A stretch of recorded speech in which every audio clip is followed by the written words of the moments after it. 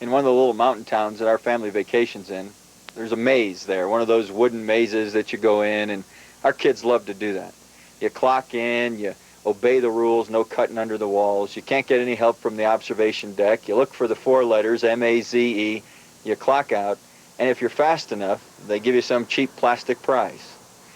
My kids talked me into doing it. My daughter was just 3 when I went with her the first time, and the maze wasn't designed for me.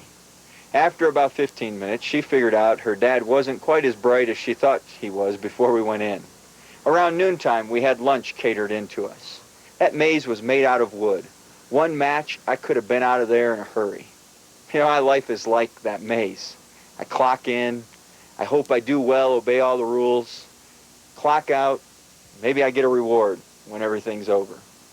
Jesus talked about our lives being kind of like that. All the things we push after, stress over, all those things we worry about that we chase after. He talked about the clothes you have, the food you're going to eat, the house you're going to live in. All those things that cause you to worry. They create such anxiety for us.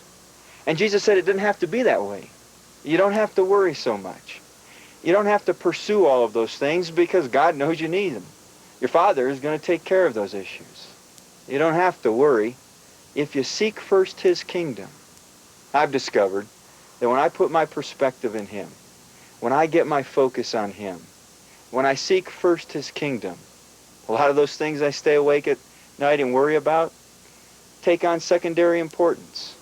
I'm not quite as anxious as I used to be.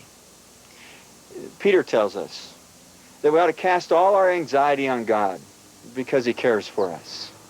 He was saying the same thing Jesus said. Seek first the kingdom. Trust God. You won't have nearly as much to worry about.